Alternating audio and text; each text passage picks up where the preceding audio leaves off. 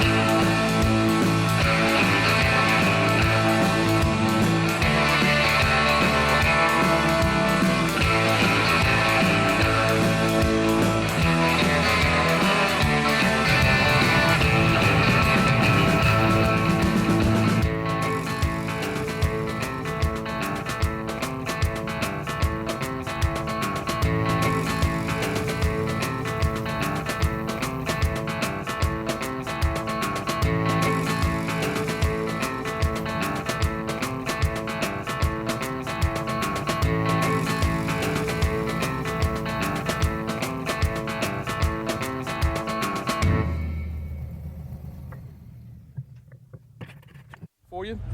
Let me show you where we're at. We're here in Eureka. It's the first little town that we've crossed over into since we left Ely. It's known as the friendliest town along the loneliest road. All right, guys.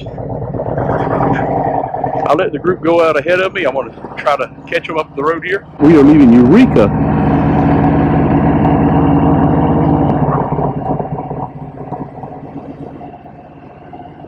My buddy Harry Nurr and his wife, they're friends. We're leaving Eureka, which is known as the friendliest town along the loneliest road. Well, I'm able to contest that because as we put into the gas station, everybody's at the front, so I kind of stayed back a little bit. There were some vehicles parked at the top of the hill, kind of beside where the bathrooms are at in the gas station. And so I didn't really let the bike turned off. The ignition was still on, but the motor was not running any longer. And I see this gray Jeep Liberty, I think it was. Anyways, it was a gray Jeep of some type. Not a Jeep, but one of those little SUV type things they have that they make. Anyways, he's back and he's coming. I'm waving my arms because I don't have time to crank the bike up and get out of his way before he's going to hit me. And he just keeps coming. And I know he sees me in his mirror. So I reached out and tapped the back of his car and said, hey man, I'll get out of your way. Give me just a second here. And then he rolled down the window and he laid down some words that I'm not going to repeat on this video here because I don't want it to be censored. And I never said a cross word to him. I said, just let me get out of your way, man. So, anyways, he got everybody else all riled up. I really was okay, but he scared me. And then he was all like it was my fault that he was going to back into me. And I backed vehicles a long time. He had inches. He didn't have a foot. He had mere inches. And no, I don't want to do that. So anyhow, the group is ahead of me. So he is sailing from here to wherever the next little town is. So I'm just going to roll and go catch up with him. But I'm going to turn this off right now. I just want to talk to you for a second as I roll out of town. And you guys can see how vast this area is out here.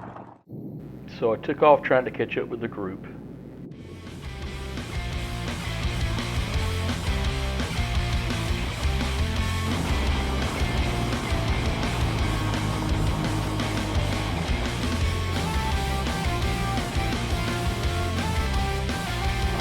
Alright guys, I called up to Cowbell. That's the guy pulling the trailer directly in front of me. We actually had the fortune of having somebody follow us each year with a trailer. Cowbell is what we call him to trailer the bike out here. So he's got room, he's got 2 bikes in there. He's got room for 2 more potentially, maybe 3. Or maybe 3 total. He told me yesterday. But he's carrying water, he's got some tools, and we have a way to, if somebody has an issue out here on the loneliest road, we have a way to get them some help, which I think is pretty cool. So I'm glad he's got that ability. So I'll get around him in a minute and catch up with him. Hutmo's up front there, about 6 bikes in front of me. I'd really like to get in front of him so I can get a good picture of him leading this whole group of bikes. He puts a lot of time and effort into getting everything set up every year, and making sure it's right. He plans out the stops and everything like that. And he has a pretty good sized group of folks that meet up with him and ride. So, hats off to Chris Hutter, better known as Hutmo. We have a beautiful view over this pass right here. Grade check, and we're getting ready to go down a big grade. Cool, guys. Check this out. This is why I ride these roads. Especially if you go far west to have riding like this. I have beautiful riding in North Carolina, and I'm going to put some videos up of those roads. But you can't see the vastness there. It's all really great roads. Great motorcycle roads. But this is just a different kind of grade. This is Austin Summit, elevation 7,484 feet according to that sign right back there. Look at that view, guys, coming off of Austin Summit. Oh man, is that spectacular or what?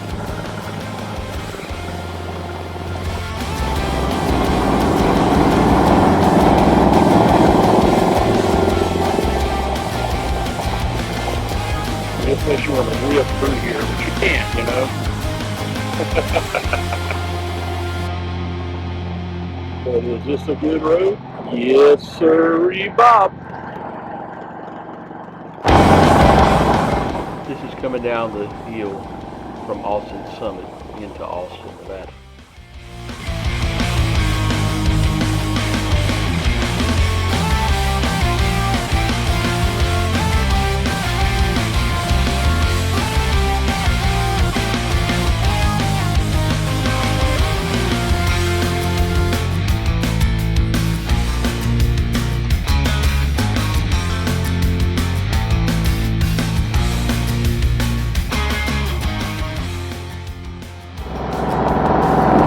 Coming into Austin, looks like. There's a sign about the county services or community services. So here we go. Climbed up and over Austin Summit. And now we're dropping down in the little town of Austin. Alright guys, we're rolling out of Austin. Headed on down the Loneliest Highway. It is almost 2 p.m.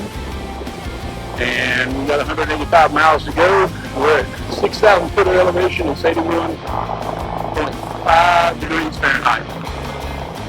Look at that road ahead of us. Wow. Pretty cool. Alright guys, we're here along the Loneliest Highway. We stopped at this place just to get a little reprieve from the sun. But let me show you what all we got here. Along the Loneliest Highway, and we just came across this place right here. It's like it was an old motel and bar at some point. And I'm trying to figure out if it was actually a stop along the Pony Express. I saw one of the stops along the way, but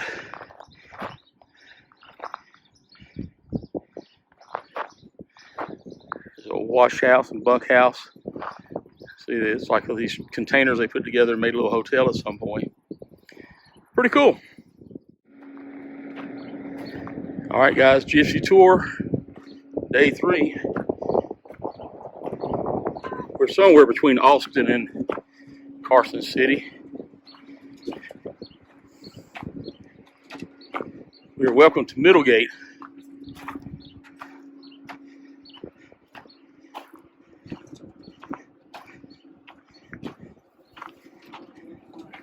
Middle of nowhere,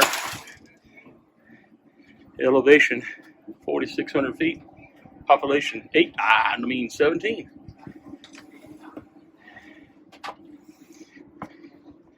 Middlegate Station was named in 1850 by James Simpson as he mapped the route for the Overland Stage Company. In his journals, he writes that he thought the cuts in the mountains looked like the gates. So he named each cut Westgate, Middlegate, and Eastgate to identify the route he took across the desert. It was in this spot at Middlegate in 1859 that the Overland Stage and Freight Company built a station to serve as the gold and silver mines near Topuna and east to Ely. When the Pony Express began service on April 3rd, 1860, Middlegate Station served as a changing station on the route for 18 months until October 24, 1861. Pretty cool, guys. Guys, this is the inside of Middlegate Station. The ceiling is covered with money. Everybody's getting a cold drink. Oh, hamburgers. Woohoo, joy of lunch. What you got, Pat? I got me a cheeseburger with tater tots. Cool, you haven't been into it yet. Chris, you had a bite of yours yet? How is it? Delicious. Aha, good deal. Good burger. Middlegate Station, good burgers. Dan and Jennifer got them a ham and cheese sandwich and some fries, root beer, and a root beer. This sandwich good? Scott's grinning. He's got half his ate already. Is that good stuff? This is the best sandwich in the middle of nowhere. Best sandwich in the middle of nowhere. Might be the only sandwich in the middle of nowhere. So that's the actual Middlegate Station. It's about a mile down the road from where that bar and restaurant is at. Pretty cool stuff, guys. Pretty cool stuff.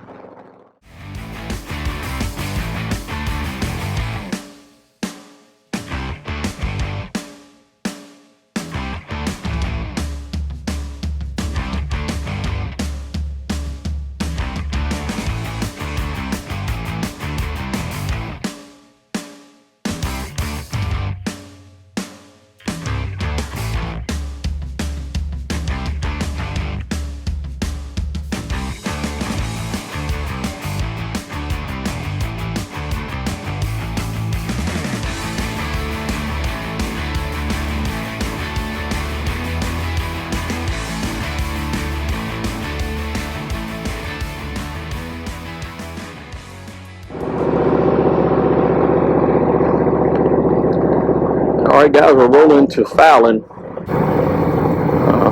It is about 4,000 feet of elevation, 95 degrees outside, and it's about 1 o'clock in the afternoon. We've got about an hour and a half to go. So, good place to pull in to get some fuel. Alright guys, we're rolling out of Fallon. We're rolling. Carson City and Reno, straight ahead. Winnemucca to the right.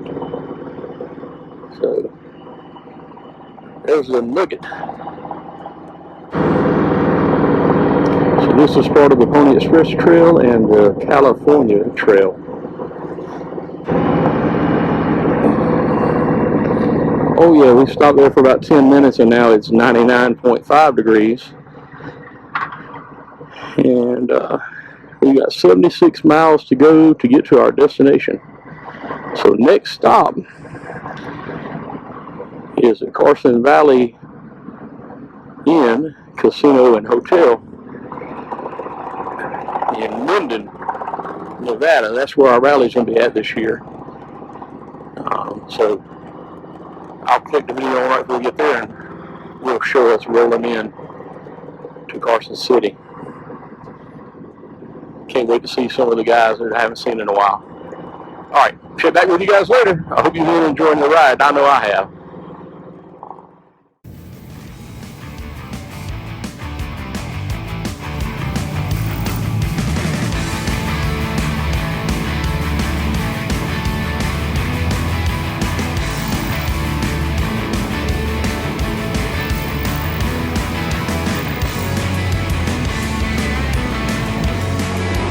About 20 miles out from the hotel.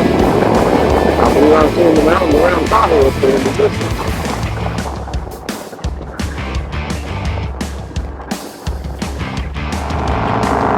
Alright guys, we are rolling in to Carson City. Highway 580, so 580 go around town.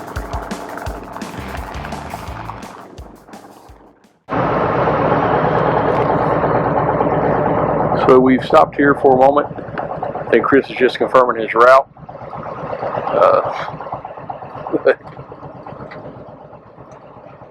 We wound up in front of the Snap-on tool place.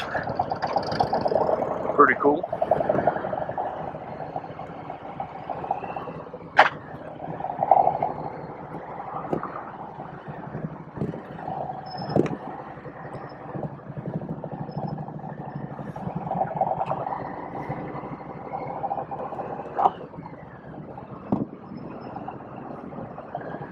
So I guess he wanted to stay on the old Highway 50, so there we go.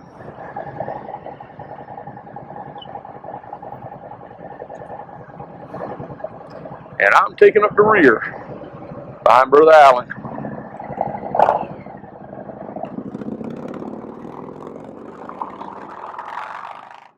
My Roadglide family, which is what this Sharkweek is all about. This is the 11th time we've had Sharkweek, and that's what this Gypsy Tour is rolling into. And I've gone to all but the very first one. I didn't make the first one because I didn't have Roadglide. But I found the forum, roadglide.org, right after I bought my Roadglide, and they were talking about Sharkweek, and they were having a rally the following year. So I went to LaCare, Iowa, and I've made friends along the way. I've gone to 10 of these things since then. And so it's a lot of fun. I've made friends that are now family all over this country and some in Canada. And so I'm looking forward to seeing my friends. Unfortunately, because of COVID, our Canadian friends are not able to come down this year and experience Sharkweek. They weren't able to come last year. So next year, we're going to be in Appleton, Wisconsin for Sharkweek. And by then, I'm hoping that everything will be cleared up where they can cross the Canadian border and come down into America and come see us. Or maybe we can go see them. We'll see. Sharkweek, the National Roadglide Rally. I said it's on the forum, roadglide.org. And I'm a member of that forum. Like I said, I've been coming to these things for a while. So if you're on a road glide, come join us. If you're not on a road glide, come join us. You'll have a good time, I promise. And you'll meet some of the greatest people in the world from all walks of life, which is kind of cool. These folks on this Gypsy Tour, I was making this comment sometime during this trip anyhow, the majority of us had not really met each other in person until the last couple of days. We had a lot of new folks that come to the forum. They heard about the Gypsy Tour, they heard about Sharkweek. They decided they're going to come to Sharkweek. Or maybe they came last year Sharkweek but couldn't do the Gypsy Tour, so they decided to do the Gypsy Tour this year. And so we knew maybe a name on the forum or a name on Facebook, where we have some Facebook groups. But really putting faces to names is kind of what this is all about. And we ride hard, get to where we're going, and tonight we'll socialize, and that's the rest of the week. They'll have rides planned, and we'll have social events planned in the evening.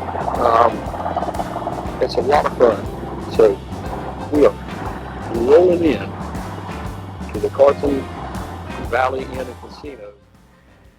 As we roll into the Carson Valley Inn and Casino, we're concluding our Gypsy Tour.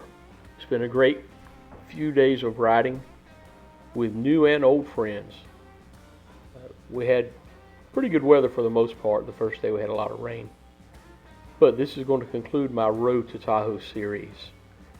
I'll be making more videos for the trip home. I appreciate you guys riding along. Hope you enjoyed the videos.